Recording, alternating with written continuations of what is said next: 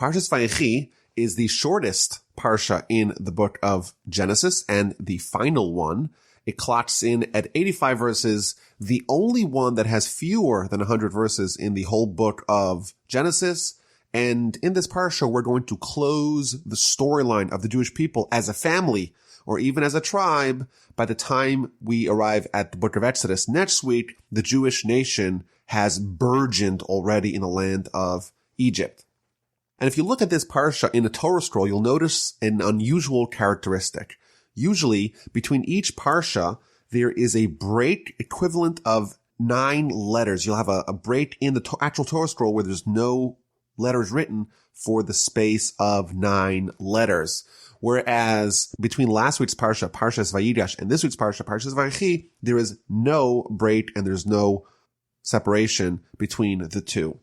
And the first Rashi in the parsha tries to answer that question. Why is this parsha closed up? There's no break between last week and this week's parsha. And he tells us 2 answers. Because in this week's parsha, Jacob's going to die. And when Jacob dies, the heart and the eyes of Israel are going to be closed up because of the pain and the suffering of the enslavement. Because when Jacob died, the enslavement began. And therefore, the parsha is kind of highlighting this degradation, the fact that the Jewish people's hearts were closed up, and the parsha mirrors that, and it too closes up, which is an interesting idea that the Torah is going to mirror the state of the Jewish people. If the Jewish people are going to be closed up, their hearts, their eyes are shuttered because of the pain that they're experiencing, the Torah will mirror that and reflect that it too will be closed up and won't have that break. But it's interesting. Rashi tells us here that when Jacob died, the enslavement began. In the book of Exodus, we find that that's actually not the case. We find that the Torah tells us in the book of Exodus the death of Levi, which is Jacob's son. And Rashi explains over there that the reason why it tells us when Levi died specifically, it doesn't tell us when the rest of the brothers died, with the exception of Joseph. It's because Levi was the one who lived the longest amongst his brothers. And when he died, that's when the enslavement began. The Egyptians waited until all the sons of Jacob were deceased before they actually started enslaving the Jewish people. So here Rashi says that it's the death of Jacob that kickstarts the enslavement. And in the book of Exodus, Rashi tells us something different, that it is the death of Levi, the son of Jacob, that kickstarts the enslavement. Which one is it? And the answer is that the enslavement was multifaceted. Of course, there was the actual physical enslavement. The Jewish people were forced to work. They were enslaved. But there was also a spiritual subjugation. There was also the effects of being acculturated, of being submitted to the way of life in Egypt, that the Jewish people were, so to speak, enslaved by Egyptian culture. They were influenced by the ways of the people around us, and that too constitutes an enslavement. When Jacob was around, the Jewish people or the Jewish family had nothing to worry about. He was such a beacon, such a leader, such an inspiration, they were not affected by the surroundings around them. However, once Jacob passed away, the spiritual enslavement began, and indeed it was only when Levi passed away that the physical enslavement, the second part of the enslavement, began as well. And it's interesting, if the enslavement is multifaceted, there's a physical and a spiritual enslavement, we will find in the book of Exodus that when the Exodus happens, when the redemption happens, it too happens on 2 levels. There is the physical redemption and there is the spiritual redemption.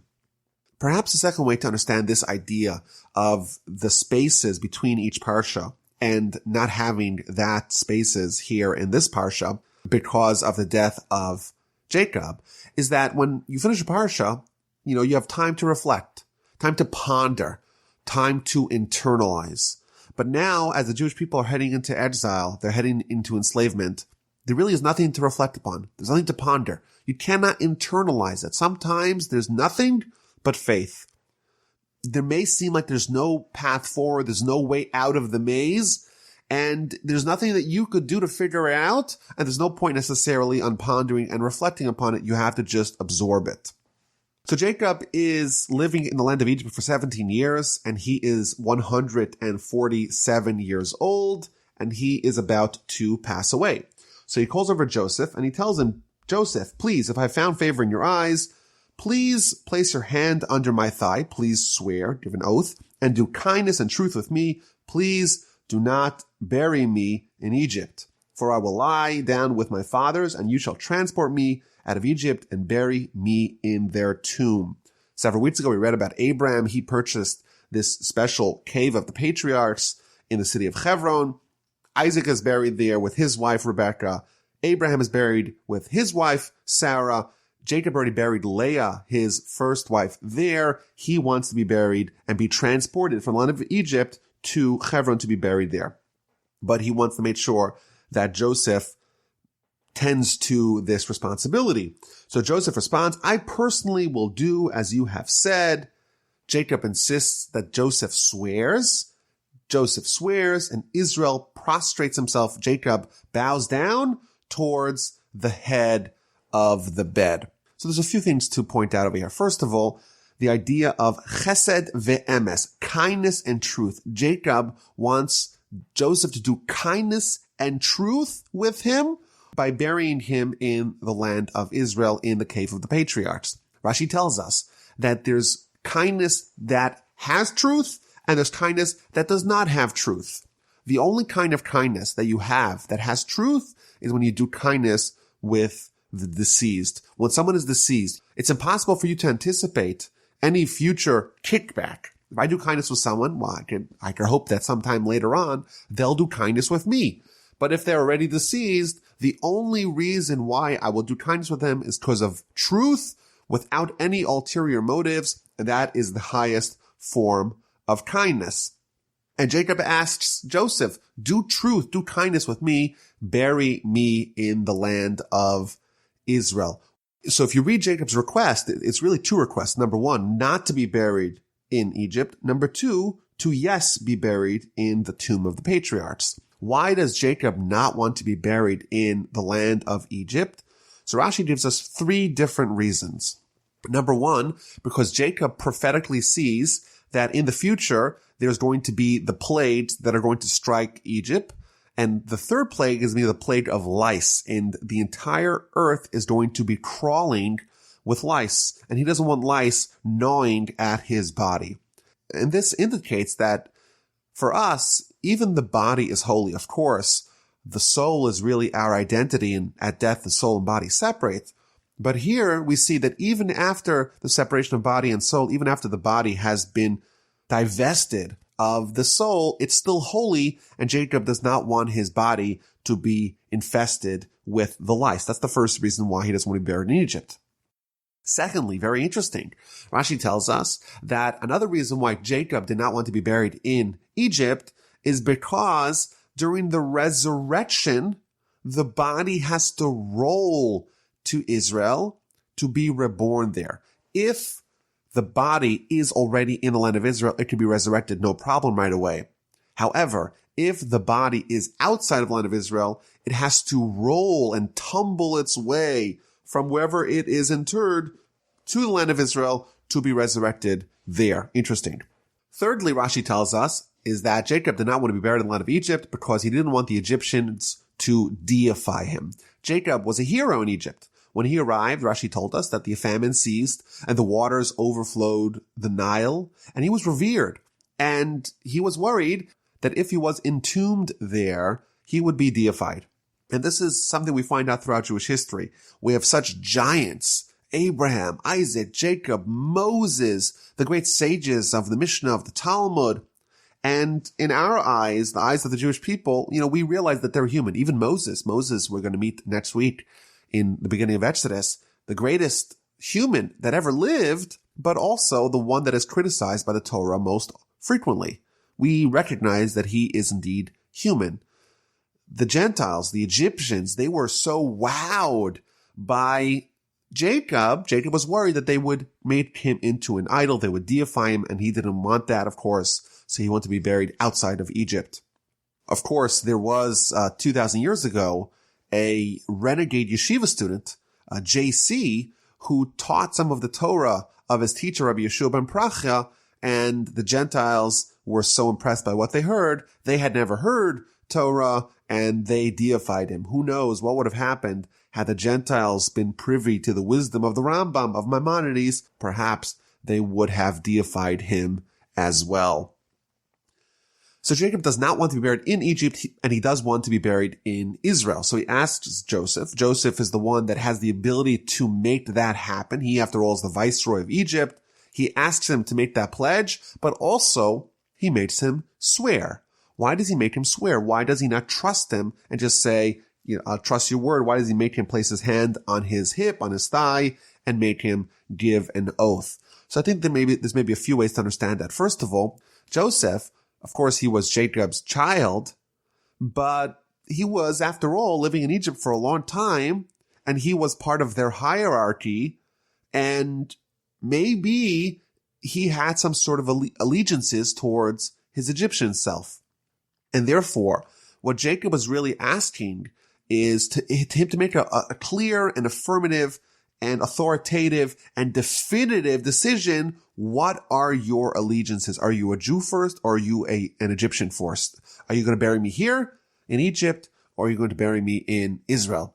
Joseph indeed swears, responds in the affirmative.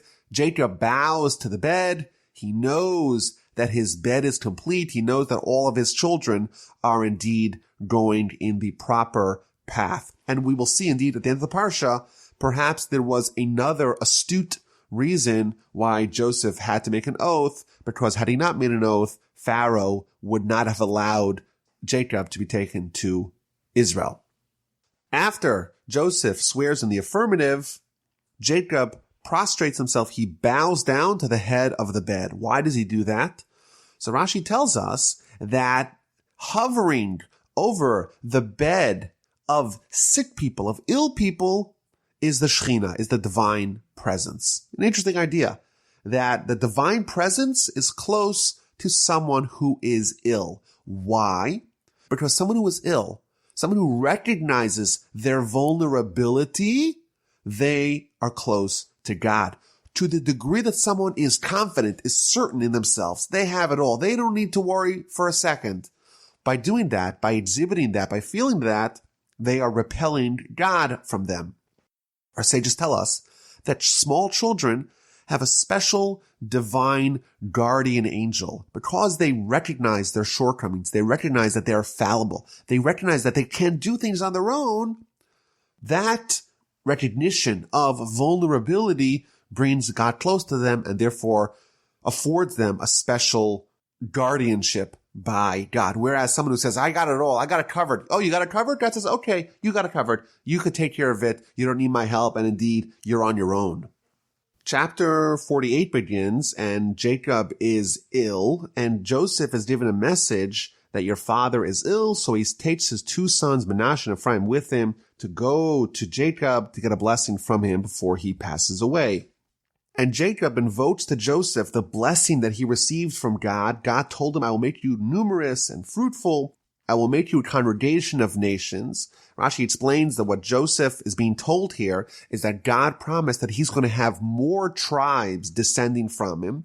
Even after Benjamin was born, there's going to be 2 more tribes. And therefore, before Jacob is about to pass away, he is going to nominate Ephraim and Manasseh to be 2 more tribes of the Jewish people.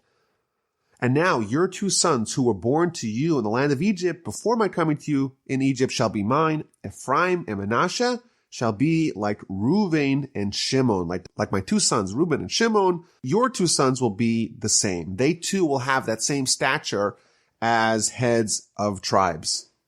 But all your subsequent children that are born afterwards, after I arrive to the land of Egypt, they shall be part of either the tribe of Ephraim or the tribe of Manasseh. And Jacob continues to talk about what happened to Rachel when Rachel died. Rachel died as they were about to enter the land of Canaan, and they were very close to the city of Hebron, to the burial spot of Abraham and Isaac, of the tomb of the patriarchs. But Jacob did not bury her there. Rather, he buried her on the road to Ephrat, which is Bethlehem. Jacob knows that Joseph is disappointed that he didn't bury his mother, Rachel, in the tomb of the patriarchs. But Jacob tells him, I want to let you know that I didn't do it because of my own decision. I did it because the Almighty instructed me to do it. Why? Because sometime in the future, when the Babylonians are sending the Jewish people in chains to Babylon after the destruction of the first temple, they're going to stop along this same road and they're going to pray by Rachel's tomb, and Rachel in heaven is going to invoke mercy from God. And therefore, the Almighty told me, place Rachel over here because she is going to be of vital importance to her descendants many, many hundreds of years down the line. And therefore, Joseph, don't be upset that I didn't bury Rachel in that place where I asked you to bury me. I did it because of the instruction of God. The Ramban adds that Jacob did not personally want to bury his wife Rachel in that tomb because he was embarrassed to have married two sisters, and therefore he only buried Leah. She was the first one that he married, and that marriage did not encroach upon the prohibition against marrying two sisters, so he buried Leah there and not Rachel. And then Jacob turns his attention to the sons of Joseph. And then Israel saw Joseph's sons and he said, who are these? So if we read this simply, it seems like Jacob is getting old. He's maybe going a little senile and he doesn't recognize his grandchildren. Rashi says something fascinating. He sees the sons of Joseph and he wants to bless him, and prophecy departs from him. Why? Because terrible sinners are going to descend from both Ephraim and Manasseh. So there's a few takeaways from this. First of all, Jacob is such a prophet that he's able to see in Ephraim and Manasseh, he sees those two people, but he actually is able to filter through all their future descendants. The descendants of the future are already inherent in the forebearers centuries prior. He sees Ephraim and Manasseh, and there's something within them already today that indicates that there's something problematic in the future. And therefore he asks, who are these people? These people are not worthy of receiving my blessing. Joseph convinces him, these are my sons who God has given to me. And Jacob says, okay, bring them to me and I will bless them. And this blessing is going to be quite dramatic. Jacob is old and he's going a little blind like his father Isaac before him. And Joseph brings the two children close to him. He kisses them. He hugs them. He's so excited that I was hoping maybe to see you. And now I get to see not only you, I get to see your children as well. And then something very dramatic and unusual happens.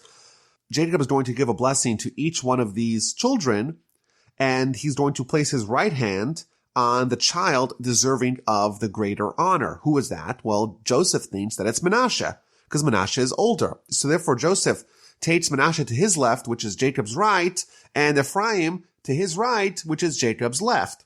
And Jacob maneuvers his hands, he swats them, he crosses them over, and places his right hand on Ephraim and his left hand on Manasseh. And the commentaries tell us something very interesting here. Jacob was old and was blind, and there were two children brought before him, and what he wanted to do was not the same as what the person who brought those two children wanted to do. Does that sound somewhat familiar? The Baal HaTurim says yes. When Isaac was old, when Isaac was blind, Jacob coordinated the switcheroo where he took the two sons, meaning him and his brother Esau, and he switched the two.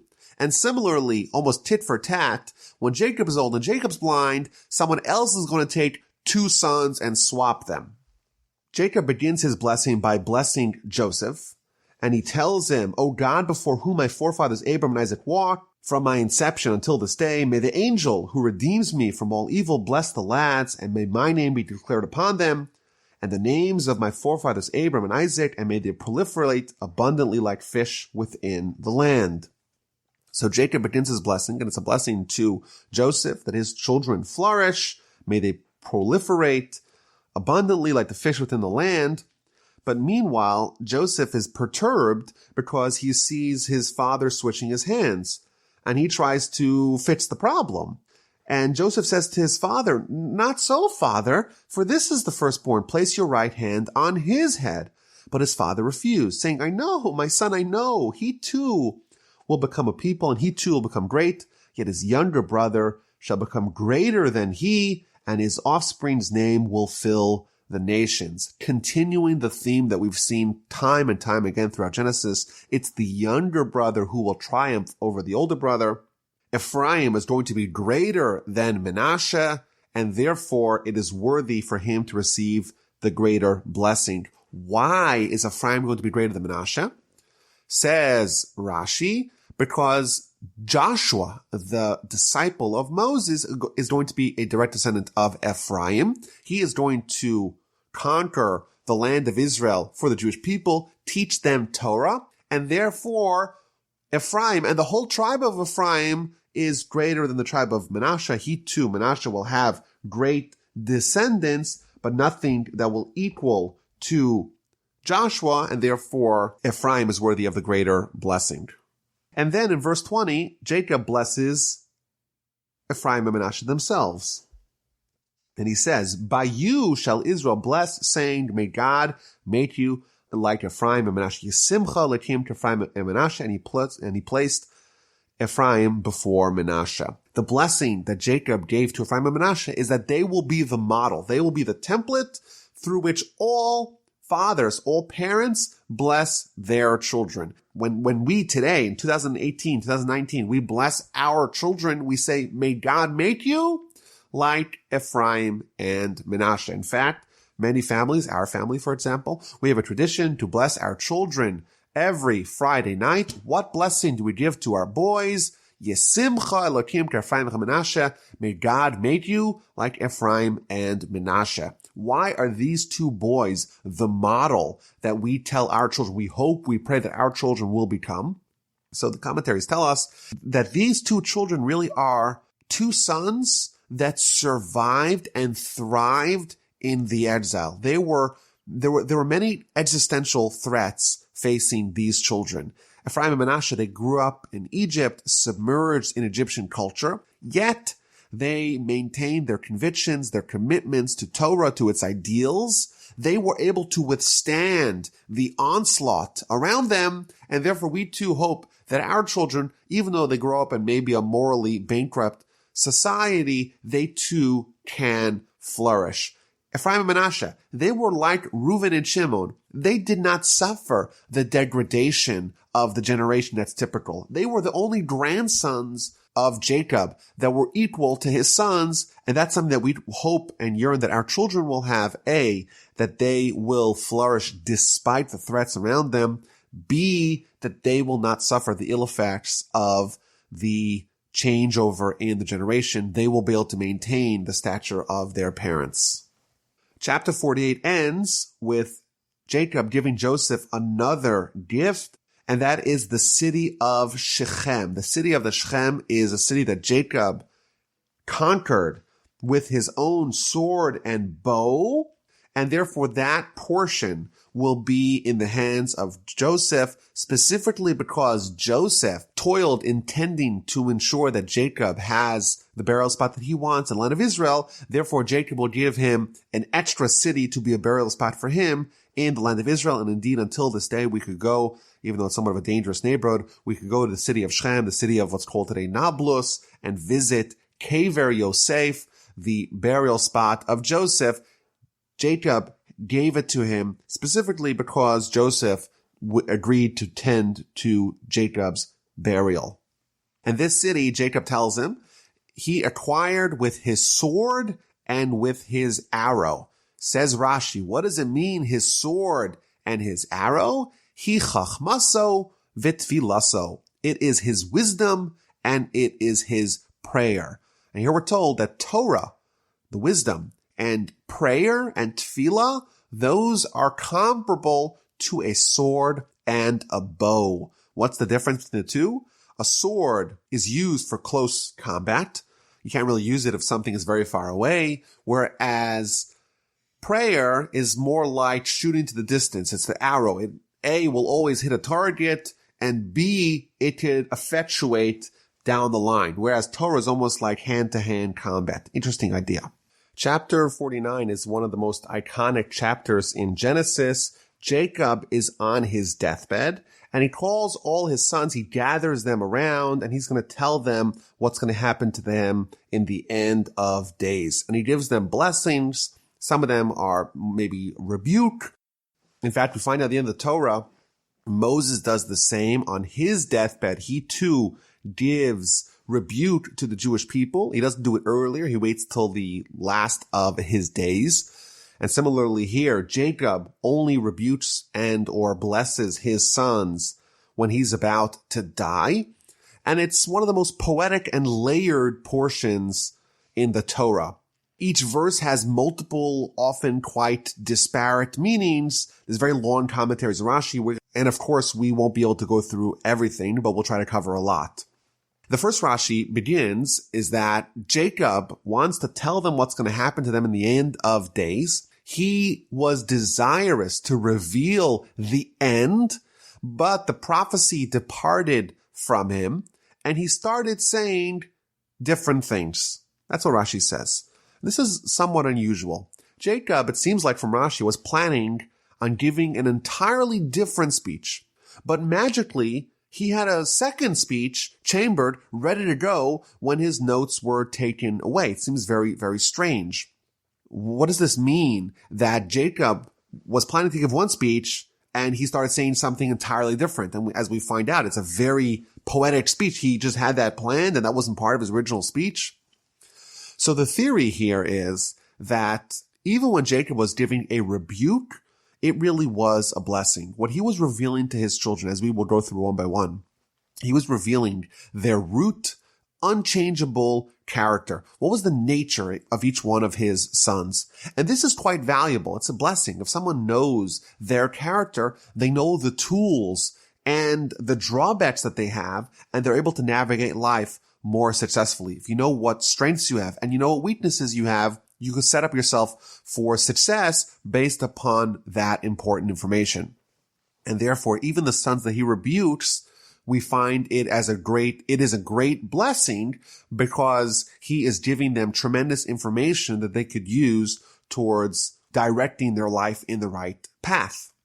So maybe what actually Jacob wanted to do and what Jacob did, those two things are not so distant. He wanted to reveal the end. He wanted to reveal the destination. He wanted to reveal the destiny of each one of his children.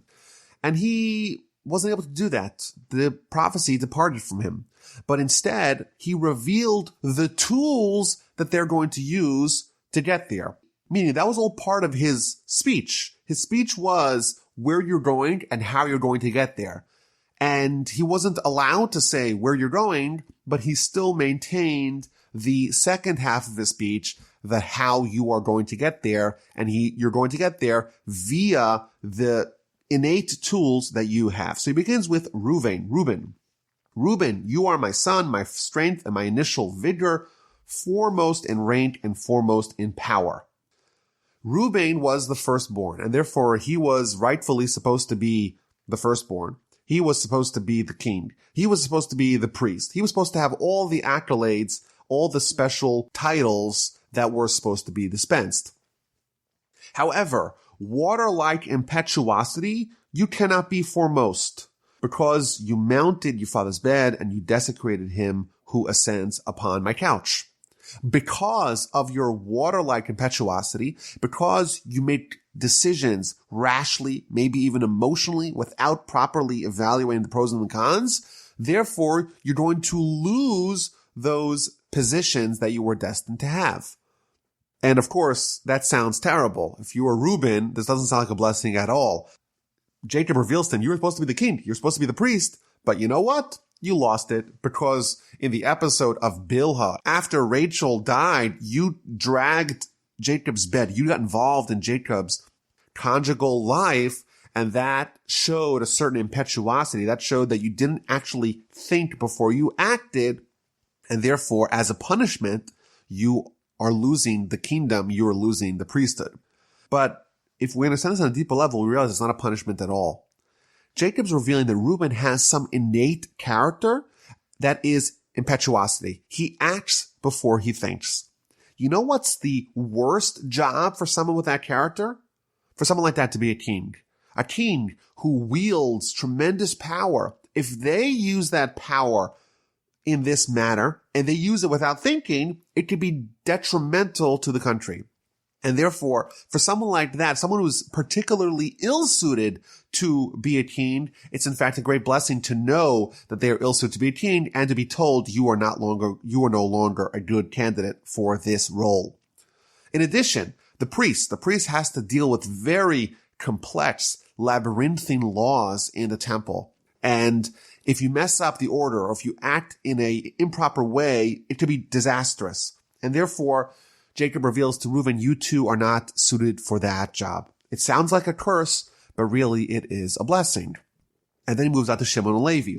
Shimon and Levi are comrades. Their weaponry is stolen craft. And he's invoking what happened with the city of Shechem when they slaughtered an entire city. The craft that you used was stolen. You stole it from Esau. It's not me acting, it is your uncle. You stole his method of behavior, that of total violence. In their conspiracy, may my soul not enter. With their congregation, do not join my honor.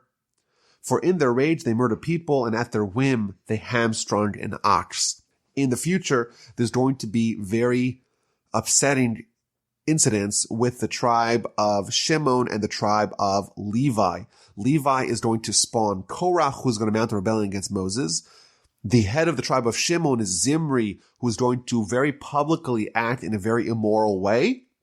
And when their ancestry is attributed, it's going to go up to, but not including, Jacob. He's going to say, in their congregation, in their conspiracy, I don't want a part of. They're not acting like me, like my children. They're acting like Esau, and therefore it does not associate back to me. Accursed is their rage, for it is intense, and their wrath, for it is harsh. Jacob is cursing not them, only their anger. I will separate them from within Jacob, and I will disperse them in Israel. And this too can be construed as a blessing. Shimon and Levi, they're comrades. A few weeks ago, we had Joseph separating Shimon from Levi because they're a very dangerous duo. These people, they are inspired by brotherhood, maybe even by nationalism. When they're together, they get riled up and they could turn into a mob, and a very dangerous and violent mob. And that is a character that they have built in. It's natural. And therefore, Jacob is telling them that they're acting improperly. And he's highlighting their characteristic that is flawed. And he's also telling them the solution. I will separate them within Jacob, and I will disperse them within Israel. The tribe of Shimon, they're going to be traveling peddlers. They're going to be scribes. They're going to be teachers of school children, but they're going to be scattered throughout the land. And because they're scattered throughout the land, they're not going to be able to bond together to have this toxic mix and to explode in anger. Similarly, the tribe of Levi, they're going to be the priests, and they're going to be scattered, dispersed throughout the land. They're not going to have one tribal ancestral homeland. They're going to be everywhere, and therefore they won't have this unity that could lead to a tinderbox of violence. And now Judah, the fourth brother, he hears this rebuke that's being dispensed to Reuben, Shimon, and Levi, and he starts to recoil. He says, well, what's going to be is now Jacob going to rebuke me for what happened with me and Tamar? And Jacob tells him, no, Judah, your brother shall acknowledge, your hand will be at your enemy's nape. Your father's sons will prostrate themselves before you. You displayed the characteristics of leadership, of kingdom, by saving your brother. Joseph, you were the one to say we shouldn't kill him. You admitted that you were wrong in the episode of Tamar, and therefore you are going to be the king. You displayed gallantry, and therefore you will merit David and Solomon. The lions of Israel will be your descendants. A lion cub is Judah. From the prey, my son, you elevated yourself. He crouched, lies down like a lion, and like an awesome lion. Who dares rouse him? All kings of Israel, all exilarchs of Babylon from David's time onward are going to be from Judah until the arrival of Messiah. The scepter shall not depart from Judah, nor the scholar from among his descendants, until Shiloh's arrival. Shiloh's reference to Messiah, and his will be an assemblage of nation. His land will be drenched in wine. There will be plentiful pastures for animals, producing lots of milk, red-eyed from wine, and white-toothed from milk. Says the Talmud in the book of Ksubas, page 111a, Rabbi Yochanan says, it is better to whiten your teeth to your fellow, to smile at your fellow, than to give him milk to drink. Even though when you give something tangible like milk, it's very appreciated, but when you show them the white of your teeth, it is even more appreciated. And it derives it from this verse that the whiteness of teeth is better than milk. The next two sons of Jacob are Zevulun and Yisachar, Zebulun and Issachar. These are going to be a tag team. They're going to have an agreement. Zevulun shall settle by the seashore. He's going to be a businessman. He's going to live at the seashore in the marketplace. He shall be at the ship's harbor, and his last border will reach Zidon. He's going to be the businessman who's going to make a lot of money. And he's going to have a partnership with Yisachar, who's going to be the strong-boned donkey. He rests between the boundaries. What does that mean? It means that Yisachar is going to be like a donkey that bears a very heavy load. The load of all of Torah is going to be on the tribe of Yisachar. They're going to be a tribe of scholars, and they're going to have a partnership with Zevulun. Zevulun is going to provide the finances, Yisachar is going to provide the Torah, and they'll split both pots equally. Half of Zevulun's money goes to Yisachar, and half of Yisachar's Torah goes to Zevulun. And indeed, Zevulun is going to merit to have half the Torah. And in fact, even though he is younger than Yisachar, he's mentioned first both here and when Moses blesses the tribes in the end of the Torah, because his role is going to make it feasible for Yisachar to study Torah. Like the Mishnah tells us, if there is no flower, there is no Torah. Without Zevulun, Yisachar cannot flourish.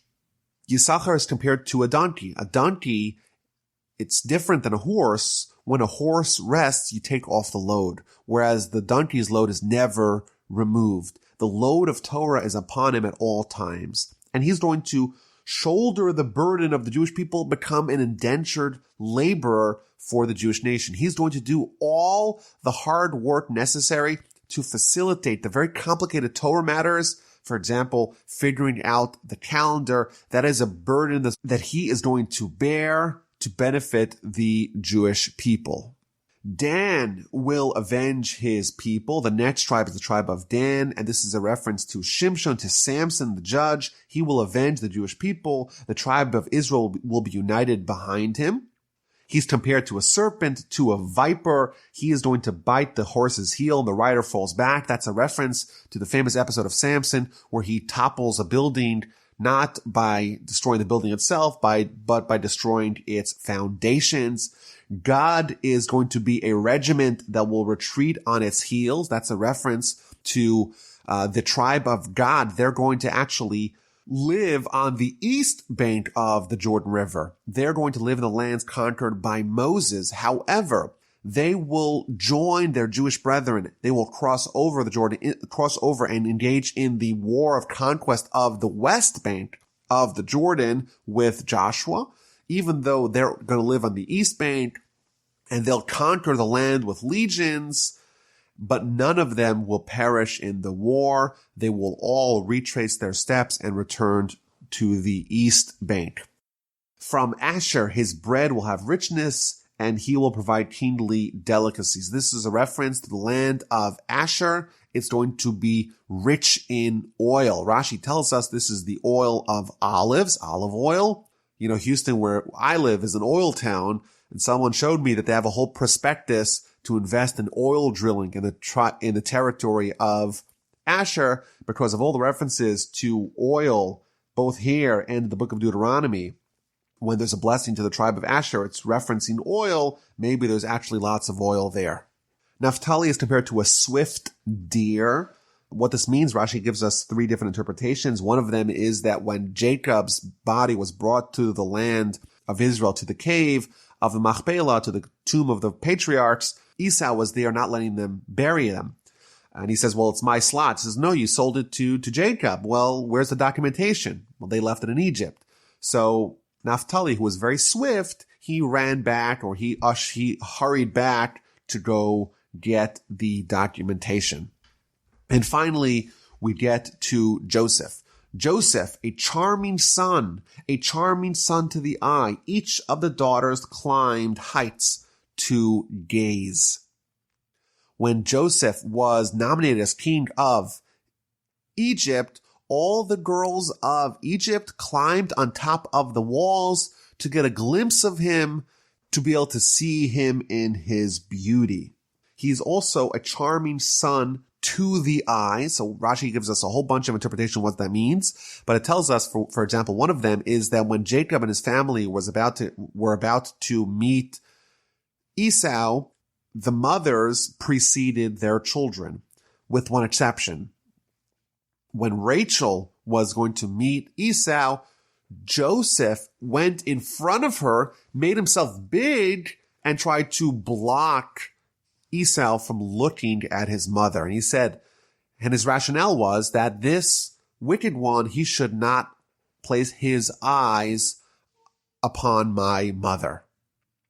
And that is part of the blessing here to Joseph, that Jacob is highlighting that you made yourself big upon the eye of Esau, and therefore you merited greatness.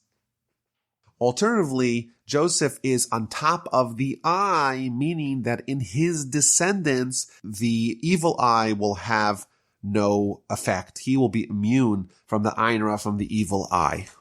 They embittered him and became antagonists. The arrow-tongued men hated him. Jacob is invoked in the fact that Joseph did not have a very easy life, but his bow was firmly in place and his arms were gilded from the hands of the mighty power of Jacob. From there, he shepherded the stone of Israel. What does this mean? Various interpretations in Rashi. Either it's a reference to him receiving kingdom from God and becoming the rock of Israel, or it's a reference to him overcoming the seductions of Potiphar's wife, of his master's wife, via conjuring the image of his father in the window. Jacob increases the blessings given to Joseph. The blessings of your father surpass the blessings of my parents to the endless bounds of the world's hills. Let all the blessings that I had be upon Joseph's head, and upon the head of the exile from his brothers. And finally, there is the last tribe, the last son of Jacob, is Benjamin. Benjamin is compared to a predatory wolf. This is one of the many times that the children of Jacob are compared to animals. In the morning, he will devour prey, and in the evening, he will distribute spoils. The morning, that is a reference to the beginning of the nation's zenith. The first king of Israel is Saul, who descends from the tribe of Benjamin, and he will conquer booty. And in the waning hours of our peak in the evening, Mordechai and Esther, in the Purim story, they too are from the tribe of Benjamin, and they will distribute and divide the spoils. And thus concludes the blessings that Jacob gave to his children. All these are the tribes of Israel, 12, and this is what their father spoke to them, and he blessed them, and he blessed each according to his appropriate blessing. Rashi tells us that he actually included them all in one collective blessing, and even each individual blessing that he gave to each individual son, he also spread that out to the rest of his sons. Right before Jacob passes away, he once again reiterates his command to all of his children to be buried in the land of Israel, in the field of Ephron the Hittite, in that cave of Machpelah, where Abraham, Sarah, Isaac, Rebekah, and Leah are buried. Jacob finished instructing his children. He drew his feet onto his bed. He expired and was gathered to his people. Rashi quotes the Talmud that Jacob, in fact, didn't die. What that means is that he didn't suffer the same effects of death. It was a seamless transition from life to death. His soul and his body were separated the same way someone takes off a pair of pants. Chapter 50 is the final chapter in the book of Genesis. Jacob has passed away. Jacob is embalmed for 40 days. He is mourned for 70 days. All of Egypt mourns him. Like we said, he's a great hero. And now it's time to transport him back to the land of Israel to bury him as Joseph had promised. So Joseph goes to Pharaoh and says to Pharaoh, my father made me swear, telling him, saying, behold, I am going to die. Bury me in my grave, which I have hewn for myself, the land of Canaan. There you are to bury me. Now I will go up, if you please, and bury my father, and then I will return. So Pharaoh responds, "Go up and bury your father as he made you swear." Says Rashi, what he's telling him is that the only reason why I'm letting you bury him in the land of Israel is because he made you swear. But if he did not make you swear, then I would not allow you to do it. And what was Pharaoh's calculus? Why did Pharaoh allow Joseph to bury his father in the land of Israel? Because he made him swear. Why does that matter? Rashi tells us that there was another agreement that Joseph had with Pharaoh. In the land of Egypt, in order for someone to be Pharaoh, they have to know all the languages. And when Joseph met Pharaoh and they started investigating which languages does Joseph know, which languages does Pharaoh know, it turns out that Joseph spoke Hebrew, but Pharaoh did not. And therefore, by Egyptian law, Pharaoh was disqualified from being Pharaoh. But Joseph said, you know what, don't worry about it. I won't reveal it. No one will know. This will be our little secret. And in fact, Joseph swore to that effect. He swore that he's not going to reveal the secret. And therefore, Rashi tells us that the reason why Pharaoh allowed Joseph to bury Jacob in the land of Israel because of an oath was because he was worried that if he forces him to transgress on that oath that Joseph gave to Jacob, maybe he will come to transgress the oath that he gave to Pharaoh. And this does not necessarily mean that this will be immediate, that immediately after Joseph is forced to transgress one oath, he'll right away go announce to the tabloids that Pharaoh doesn't speak Hebrew. No, the meaning is that Joseph was someone who was a man of truth, and therefore he was not accustomed to lying. He would always say what's true, and he would keep his word. But Pharaoh recognized that if he forced him to transgress one oath, that could lead to a slippery slope. He'll become calloused and desensitized to oaths, and therefore there may come a time in the future where Joseph will reveal the secret, transgress the second oath, that'll only happen because he was already accustomed to transgressing oaths. So Joseph went up to bury his father, and with him went up all of Pharaoh's servants. There's a very lengthy description of Jacob's funeral procession. All of Jacob's servants, the elders of his household, all the elders of the land of Egypt, and all of Joseph's household, his brothers and his father's household, everyone. Only the young children and the flocks and the cattle did they leave in Goshen. And they traveled with chariots and with horsemen. The camp was very large. They arrived in Gorna-Atad. There was a very long and great eulogy. There was 7 days of mourning. Everyone was mourning. The Talmud says that all the kings of the land of Canaan paid tribute to Jacob. They put their crown on top of his bier, and his sons did for him exactly as he instructed. His sons carried him to the land of Canaan, and they buried him in the cave of Machpelah. Rashi tells us that this was his sons, not including Joseph. Joseph was a king, not including Levi, because Levi is in the future going to carry the Ark of the Covenant, and not including grandchildren, because the grandchildren were born from Canaanite women, and therefore Jacob did not want them holding his bier. The Talmud tells us that when they arrived in the cave by Machpelah, Esau was there. Like we said earlier, he demanded evidence that this indeed belonged to Jacob, and Naphtali ran down to Egypt to try to retrieve the evidence. But Hushim was the only son of Dan, and he was deaf. And he wasn't following exactly what was happening, but he realized that something odd was happening. They weren't burying Jacob right away. So he asked someone what's going on. They pointed, see that man stopping Jacob from being buried. And he got enraged. He says, this person is going to stop Jacob from being buried. He grabbed a stick. He hit him really hard in his head. He decapitated Esau. Esau's head rolled into the cave, and they buried Jacob. It's been pointed out, and we've mentioned this in the past, that Esau, in his head, he was like the rest of the forefathers. Intellectually, he was equal to Abraham, Isaac, and Jacob. The problem was that it didn't filter down to his body, and therefore it's poetic justice that his head and his head alone is buried in the tomb of the patriarchs. His body is buried elsewhere. So everyone heads back to Egypt, and Joseph's brothers realize that they may have a problem. maybe now Joseph will actually unleash his revenge against them now that Jacob has deceased. So they make up a story and they tell Joseph, your father gave orders before his death, saying, thus shall you say to Joseph, please kindly forgive the spiteful deed of your brothers and the sin that they have done for you. And they say, listen, forgive us what we've done. We'll be your slaves. But Joseph said to them, fear not, for am I instead of God? Although you intended me harm, God intended it for good. In order to accomplish, it is as clear as this day, that the vast people be kept alive. Joseph tells them, am I instead of God? If I wanted to harm you, could I even do it?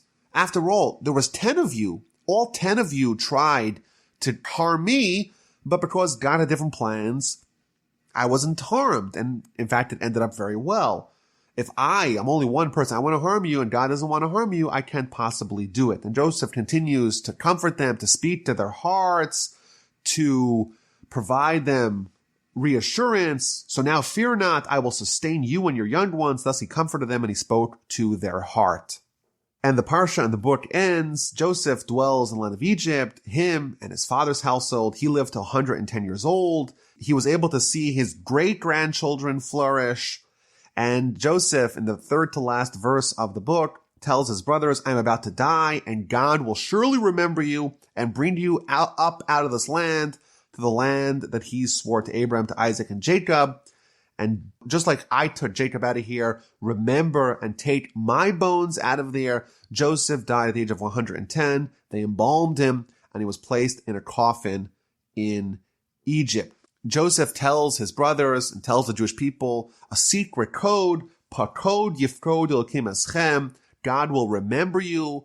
These words are a secret code that's going to be uttered by Moses when he's going to lead the Jews out of the land of Egypt. He's going to say these magic words, Pakod Yifkod, God will remember us. Chazak, Chazak, V'nis Chazek. We have concluded the book of Genesis. It began with Adam. It ends with the death of Jacob's children. The Jewish people are now a veritable nation. And in the very first chapter of the book of Exodus, as we will read next week, things are going to head south very precipitously in the land of Egypt.